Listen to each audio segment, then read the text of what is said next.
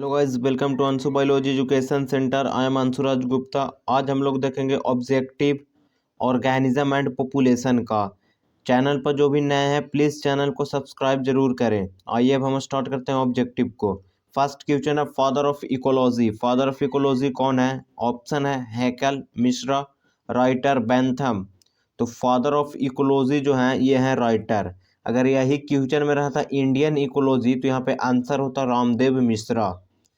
अब next question है basic units of ecological hierarchies is. Basic units क्या है? Population, community, ecosystem, individual. तो इसका करेक्ट आंसर है इंडिविजुअल।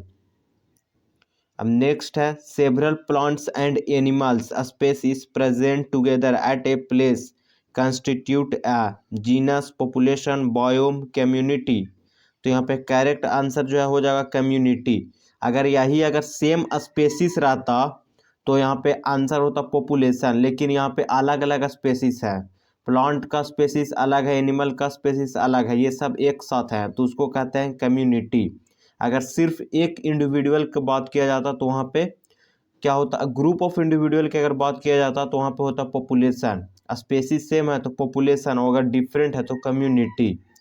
अब नेक्स्ट क्वेश्चन है the branch of science which study the interaction among the organism and between the organism and physical environment is called. इसको क्या कहते हैं? एपिडी एपिडीमियोलॉजी, इकोलॉजी, इथोलॉजी या फिर etiology.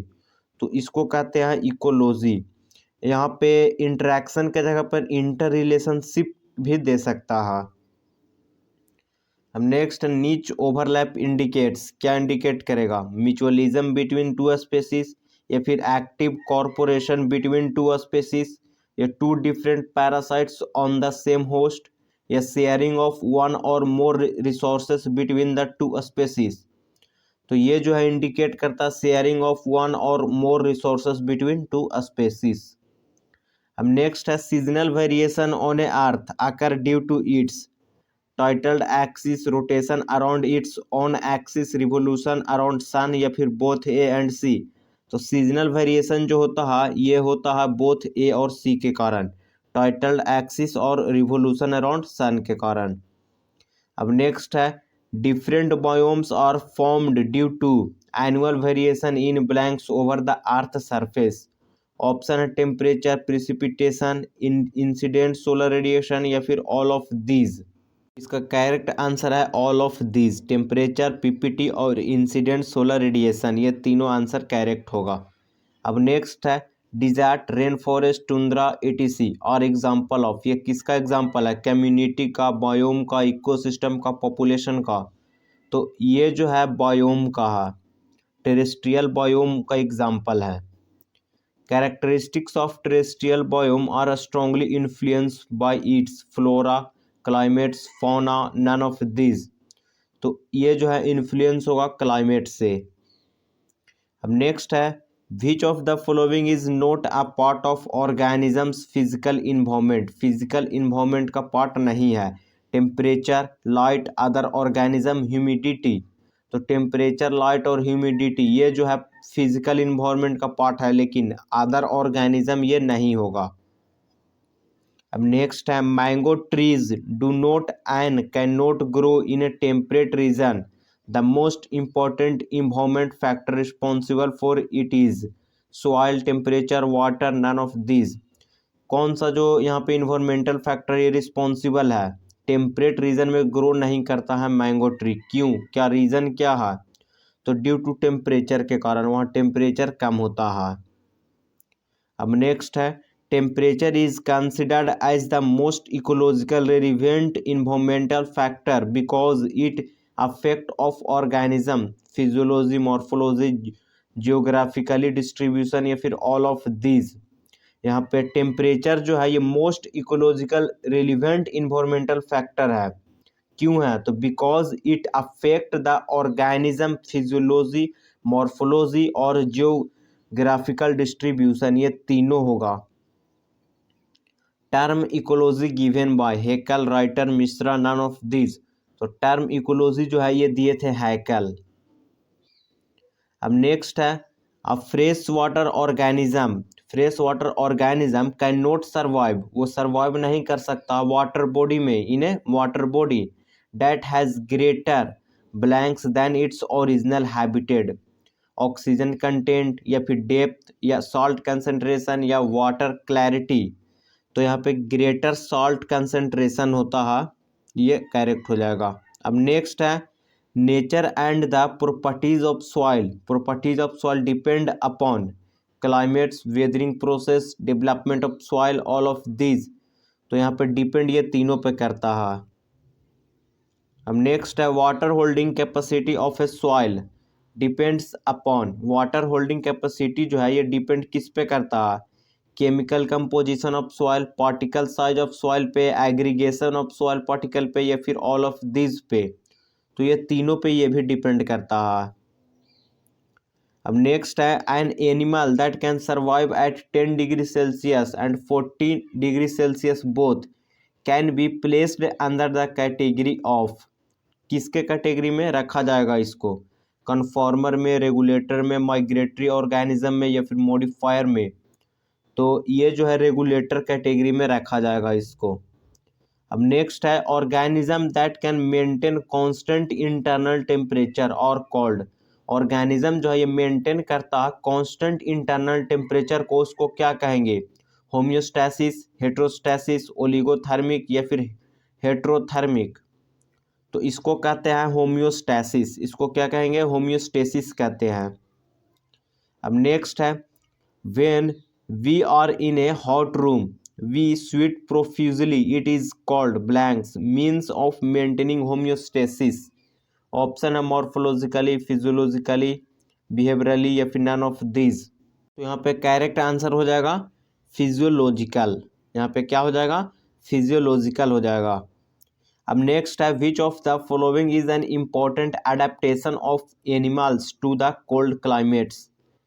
Thin layer of body fats, aestivation, increase tendency to shiver, reduce surface area to the volume ratio. यहाँ पे कौन सा एडेप्टेशन जो है एनिमल का ये कोल्ड क्लाइमेट के लिए है? तो यहाँ पे करेक्ट आंसर है reduce surface area to volume ratio. अब नेक्स्ट है when a organism changes its location to escape from harsh environment is called as hibernation, vernalization, migration, aestivation. यहाँ पे लोकेशन चेंज कर रहा है, एक जगह से दूसरे जगह जा रहा है, तो इसको कहते हैं माइग्रेशन। इसको क्या कहेंगे? इसको माइग्रेशन कहते हैं। अब नेक्स्ट है organism show migration in a order to avoid unfavourable condition of temperature, food availability, PPT, precipitation, या फिर ऑल ऑफ दीज। तो यहाँ पे करेक्ट आंसर हो जाएगा ऑल ऑफ दीज। यहाँ पे क्या हो जाएगा? ऑल ऑफ दीज हो जाएगा। एडेप्टेशन में बी बिहेवियरली, मॉर्फोलॉजिकली, फिजियोलॉजिकली, या फिर ऑल ऑफ दिस। तो एडेप्टेशन जो है ये तीनों से होता है, बिहेवियरली भी होता है, मॉर्फोलॉजिकल भी होता है, और फिजियोलॉजिकल भी होता है। Blanks it is an attribute of organism morphologically, physiologically, behaviourally to survive and reproduce in its habitat. उसको क्या कहते हैं? Migration, hibernation, adaptation, homeostasis. तो इसको जो है कहते हैं एडेप्टेशन। ये इसको क्या कहेंगे? एडेप्टेशन कहेंगे। अब नेक्स्ट है Opuntia has a spine like leaves which helps in reduce the rate of transpiration, increase the rate of transpiration, increase the rate of photosynthesis, या फिर reduce the rate of photosynthesis. तो Opuntia जो है ये help करता है reduce करने में, reduce the rate of transpiration. Blanks generally have a shorter ears and limbs to minimize heat loss. इसको क्या कहेंगे? Allen's rule, Bergmann's rule, बॉर्ग्स rule, या फिर पॉवेल्स रूल्स। तो इसको कहते हैं आइलेंस रूल। ये क्या करता है? ये इसके पास जो है ईयर और लिम्स छोटा होता है, जो मिनिमाइज करता है हीट लॉस को कम करता है। अब नेक्स्ट है which of the following factor is edaphic factor? Edaphic factor कौन है? Climate, soil, air, water. तो एडापिक फैक्टर जो है ये होता है सॉइल। नेक्स्ट है which of the following is a climatic factor? Temperature, water, air, all of this. तो यहाँ पे करेक्ट आंसर हो जाएगा ऑल ऑफ दीज। ये तीनों टेम्परेचर, वाटर, एयर, ये तीनों क्लाइमेटिक फैक्टर है। लाइट भी जो है ये क्लाइमेटिक फैक्टर है, ह्यूमिडिटी भी क्लाइमेटिक फैक्टर है। नेक्स्ट है which of the following is aquatic biomes. Aquatic biomes कौन है? Taiga, coral reef, desert, all of these. Aquatic biome जो है ये होता है कोरल रीफ। तैगा और डिजर्ट जो है ये टेरेस्ट्रियल बायोम है। अब नेक्स्ट है living component of biosphere is. Living component क्या है? Plant, animal, microbes, all of this. तो लिविंग कंपोनेंट ये तीनों है। बाकी अगर नॉन लिविंग पूछता तो क्लाइमेटिक फैक्टर हो जाता, एडापिक फैक्टर ये सब हो जाता। अब नेक्स्ट है temperature varies from equator towards pole. जब इक्वेटर से पोल की तरफ जाते हैं तो टेम्परेचर क्या होता है? डिक्रीज होता है या इंक्रीज होता है या फिर दोनों होता है या फिर नन ऑफ दिस होता है? तो इक्वेटर से पोल की ओर जाते हैं तो टेम्परेचर डिक्रीज करता है। टेम्परेचर क्या करता है? डिक्रीज करता है। Life originated in. लाइफ कहाँ पे ओरिजिनेट हुआ? टेम्परेचर पे, वाटर में, लाइट में या फिर नन ऑफ दिस में? तो लाइफ जो है ये ओरिजिनेट हुआ है वाटर में। अब नेक्स्ट है visible range of EMS is. Electromagnetic spectrum 400 nanometre to 800 nanometre, 200 nanometre to 280 nanometre या फिर 800 नैनोमीटर टू 100 नैनोमीटर, ये नन ऑफ दिस। तो विजिबल रेंज जो है ये होता है 400 नैनोमीटर टू 800 नैनोमीटर। अब नेक्स्ट है ट्रोपोस्फियर कंटेन। क्या कंटेन करता है troposphere? Wind, clouds, dust, all of this. तो यहाँ पे करेक्ट आंसर है ऑल ऑफ दिस। ट्रोपोस्फियर में विंड भी होगा, क्लाउड भी होगा और डस्ट भी होता है। करीब 8 से 10 किलोमीटर तक जो है ट्रोपोस्फियर होता है। उसके बाद फिर होता है स्ट्रेटोस्फियर, फिर होता है मीसोस्फियर, फिर होता है थर्मोस्फियर। अब नेक्स्ट क्वेश्चन है when air travel with very high speed. High speed से एयर ट्रैवल कर रहा है उसको क्या कहेंगे? विंड, स्टॉर्म, बोथ या फिर नन ऑफ दिस? तो इसको कहेंगे स्टॉर्म। यही अगर कम स्पीड से अगर ट्रैवल करेगा तो उसको विंड कहते हैं, लेकिन हाई स्पीड यहाँ पे बोला जा रहा है तो स्टॉर्म होगा। अब नेक्स्ट है group of organism of same species is called. Individual, population, community, all of this. तो यहाँ पे बहुत सारे ऑर्गेनिज्म हैं लेकिन सेम स्पेसिस का है तो इसको कहते हैं पॉपुलेशन। यही अगर यहाँ पे डिफरेंट स्पेसिस बोलता तो कम्युनिटी होता answer. A study of population is demography, popography, tinography, oligography. Study of population को कहेंगे demography. Increase in number of population with respect to member of population. यहाँ पे इंक्रीज हो रहा है तो इसको क्या कहेंगे? Birth rate, death rate, both या फिर नन ऑफ दिस। इंक्रीज हो रहा है तो जाहिर सी बात है कि बर्थ रेट होगा। अगर डेथ होगा यानी डिक्रीज होगा तो यहाँ पे डेथ होगा, और इंक्रीज है तो यहाँ पे क्या होगा? बर्थ रेट होगा। अब नेक्स्ट है graphical representation of proportion of different age group in a population. इसको क्या कहेंगे? Age restriction, age pyramids, population age या फिर ऑल ऑफ दिस। तो इस ग्राफिकल रिप्रेजेंटेशन को कहते हैं एज पिरामिड्स। इसको क्या कहेंगे? एज पिरामिड्स कहते हैं। Birth rate also called natality, mortality, both या फिर नन ऑफ दिस। तो बर्थ रेट को जो है नेटैलिटी कहते हैं। यही डेथ रेट अगर पूछता तो मोर्टेलिटी होता। डेथ रेट होता तो मोर्टेलिटी और बर्थ रेट है तो नेटैलिटी। अब नेक्स्ट है number of individual of same species entering into habitat from elsewhere. यहाँ पे क्या हो रहा? नंबर ऑफ इंडिविजुअल जो है ये इंटर कर रहा है, मतलब कहीं से आ रहा है। तो इमाइग्रेशन, बोथ या फिर नन ऑफ दिस। इसको क्या कहेंगे? इसको कहेंगे इमाइग्रेशन। कहीं से आ रहा है, इंटर कर रहा है हैबिटेड में।